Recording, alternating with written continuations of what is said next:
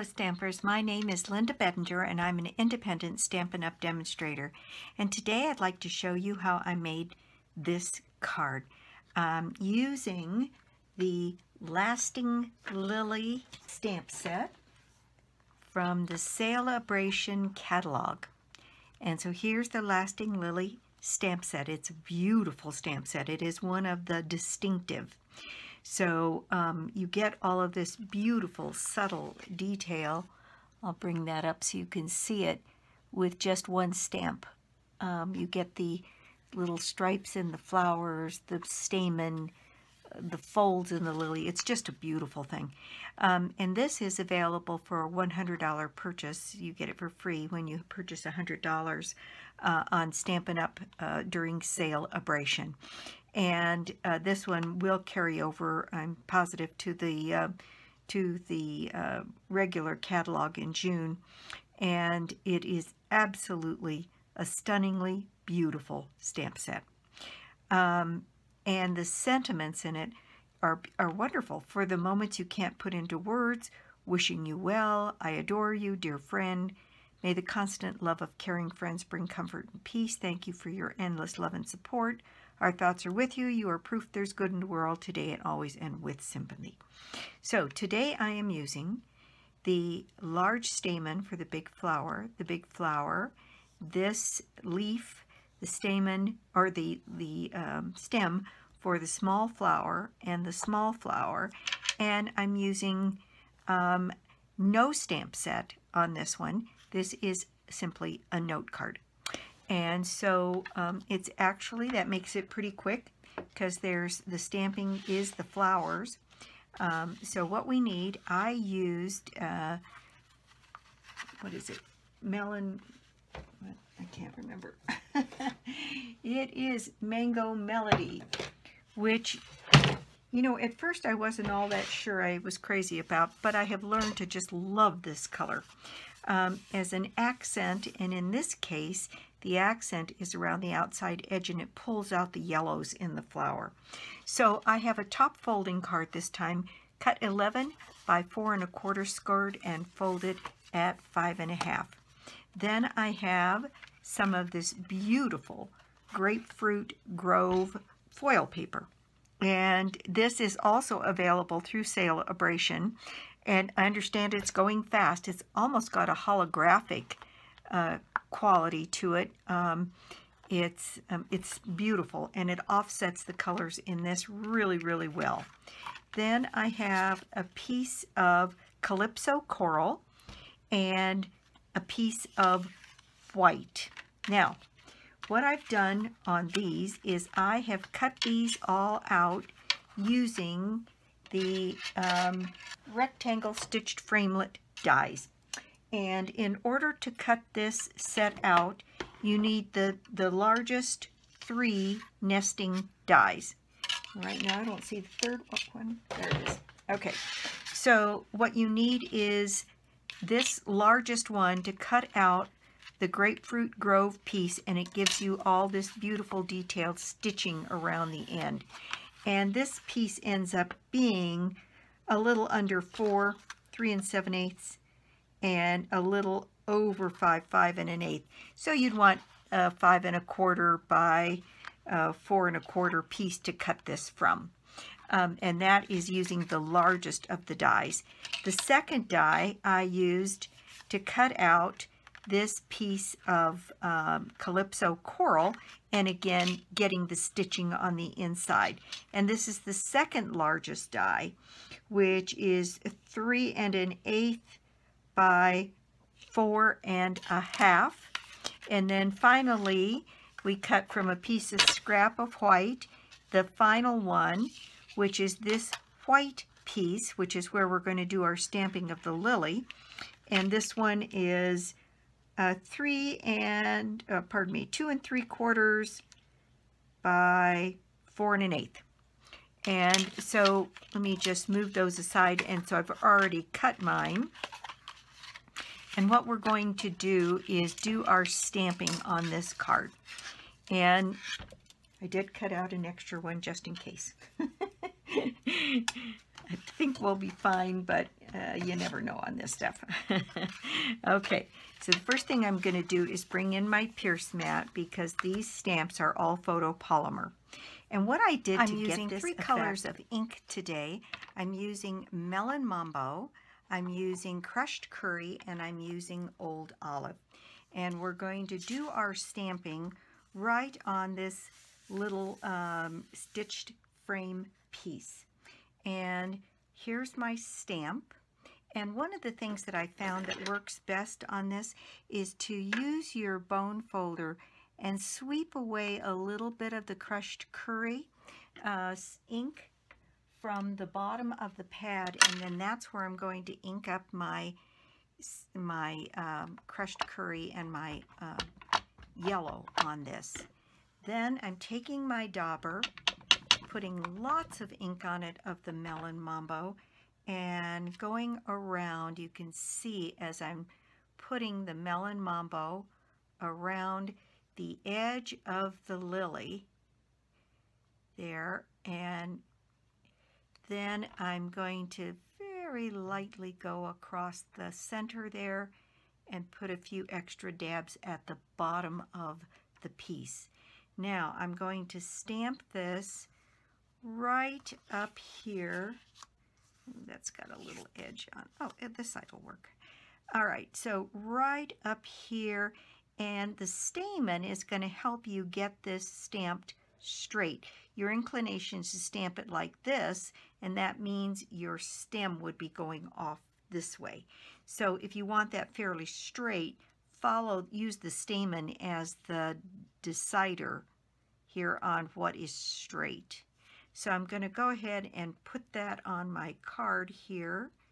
It's a big stamp, so I'm putting a lot of pressure all the way up and down. And there's my stamp. Isn't that pretty? It'll dry a little differently than that. And then, let's see, there's my small lily. And, oh, I see I missed a spot there. And what I have found is that if you use a blender pen kind of right away after you've stamped, you can repair anything. It looks like there was a little piece of something, and I can see it right on the edge there that didn't allow it to stamp. So I'm going to pick up a little bit of color there and just blend that in. Perfect. Okay, so now I'm going to do exactly the same thing here with the smaller flower, and I put it in the yellow, and I'm just going around the edge of the stamp with a little bit on the center, and I'm going to set that one right here next to my larger flower. And again, the stamen is a really good indication of which way is straight. And there we go. Again, taking your blender pen just along the edge just to smooth things out a bit. And as that dries, it is such a pretty color. It lightens up a little bit as it dries. Okay, so that's it on those two. Actually, this one looks like it's a little heavy on the red.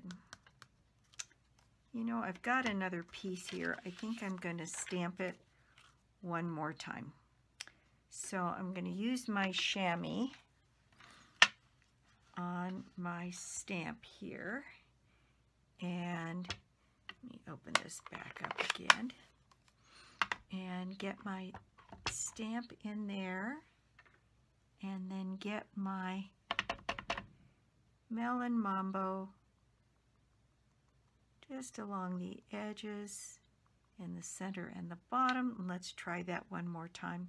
This is one that it's probably good to practice a couple of times on some scratch paper. I've been fooling with this stamp all afternoon long and finally feeling like I've got a handle on how I want it to come out. And there, that's a little bit better because it shows the two colors. So now I'll need to stamp my other one, my small stamp again. And I'm going to do the same thing again here. and just dab around the edges and catch the bottom and put that one in right down here. Isn't that just pretty? It comes out just gorgeous. Very, very pretty. Now, on the stems, the trick is, let me get these things folded up now.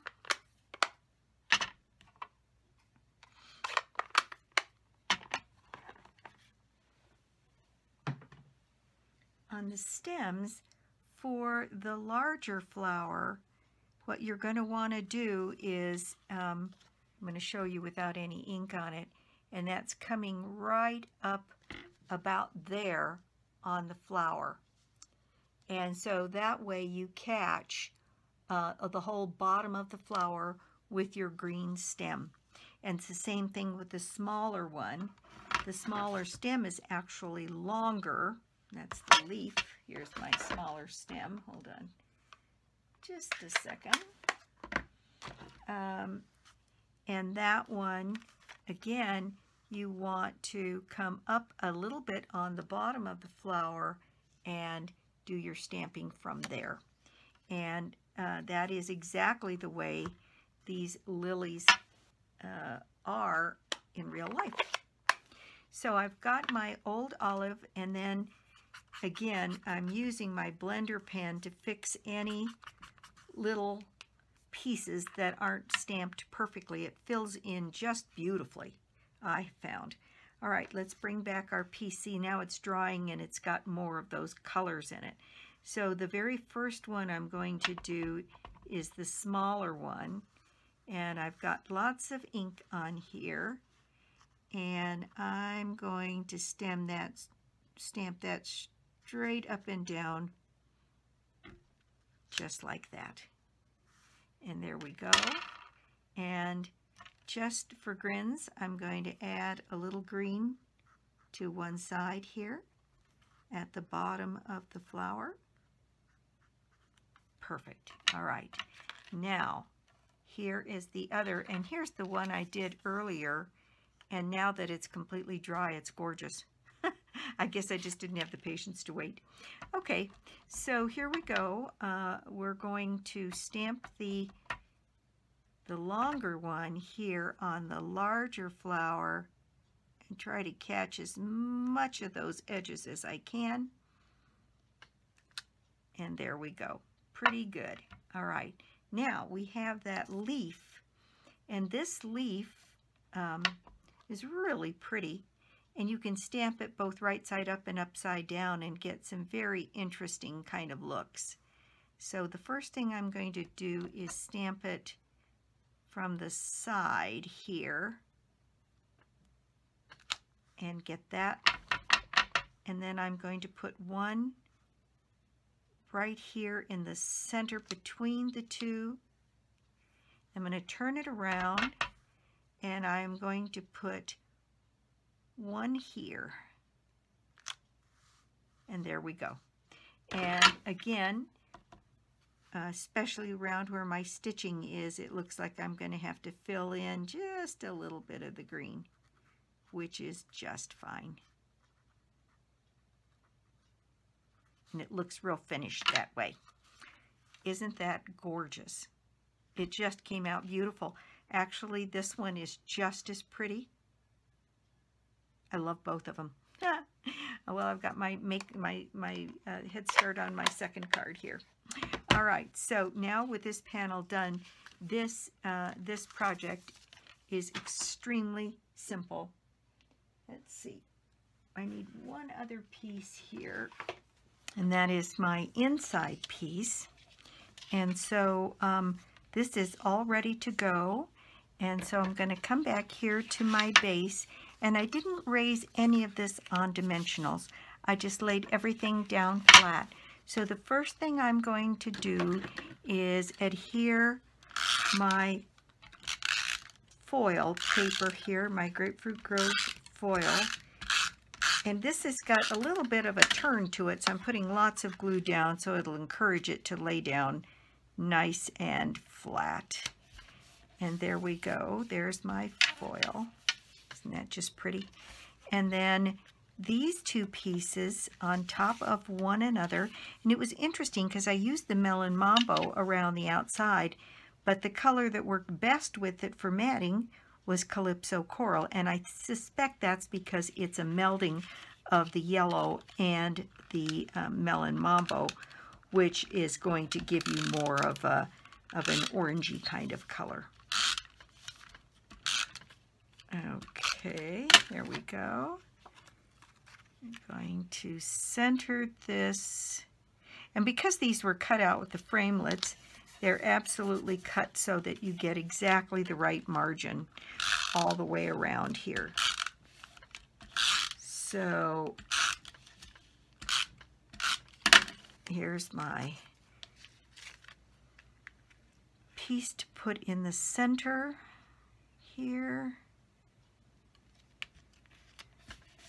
There we go. Isn't that just the most beautiful thing?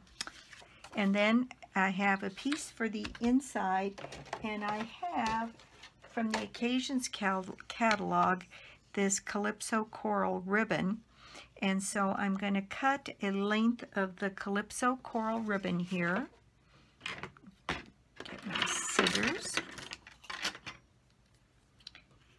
Cut that. And I'm going to put that right down here on the bottom of the inside of my card. And I'll use my silicone mat.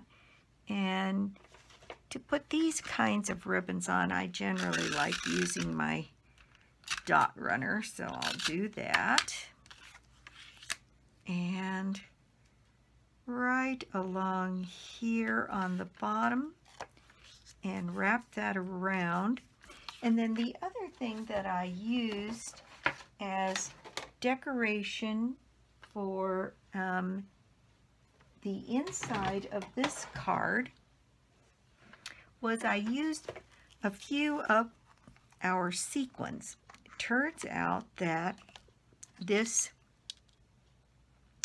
iridescent sequin mix and my pick tool here, and the coral color that is in here is absolutely dead on perfect for this color of this card. So I'm going to take 3 of those sequins here, and I'm going to, this is my Tombow liquid glue, but I found these little bottles. Somebody in our demonstrator group here in Denver, Kathy Howes, brought these to our last meeting, and the tip on this is absolutely incredibly fine. And so I went in search of a couple of these bottles. I carry them at Joann's, and I love it. I'm so much more precise with the placement of my glue with this little bottle, and a whole container of Tombow fits in one of these little bottles. Gotta quit trying to set that with the sticky end of my my take a pick tool here. And it's got a straight pin stopper. It works out really well. There's a little tiny piece of sequin that has attached itself here. There we go. All right, so that is the decoration I am putting on the inside of the card, and then we'll put a few of the sequins here on the outside. And since I already put my sequins on, I will go ahead and put my tape runner on the inside of my card for this and get that set in place. There we go. Nice, simple, and absolutely stunningly beautiful note card. And so I'm going to add just 3 sequins here. And on this one, I'm going to put one right over here because I've got a little smudge of the coral. And I think that would be a perfect place for a sequin. What do you think? I've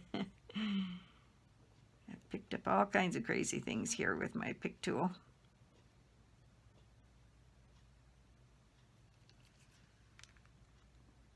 There we go. And then, let's see, maybe one over here and one right up there.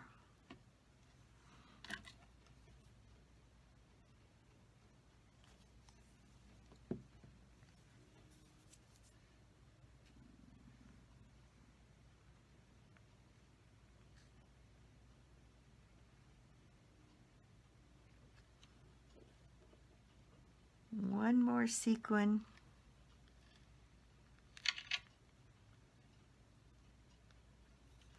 And there we have our finished card for the day. Simple project and actually pretty darn fast. There's no fancy cutting. The stamping takes a little bit, and I guess you have to have a little bit of patience. If I'd have waited for that to dry, I'd have been perfectly happy to use that one. So that's the project for today. Thank you so much for stopping by my YouTube channel today. I do so appreciate it. And if you don't already have a Stampin' Up! Demonstrator, I'd love to be your demonstrator. Or you could join my team. Right now, the join offer for Stampin' Up! Is $175 worth of product for $99. A really, really good deal. And this material here can be ordered through your demonstrator or on my site right here at www.lbedinger.stampinup.net or through my blog www.inkandingenuity.com, both of which are located below the video, along with my telephone number. If you were interested at all in talking through what it would take to become a demonstrator, I'd be thrilled to talk to you. So that's it for me, and I'll be back soon.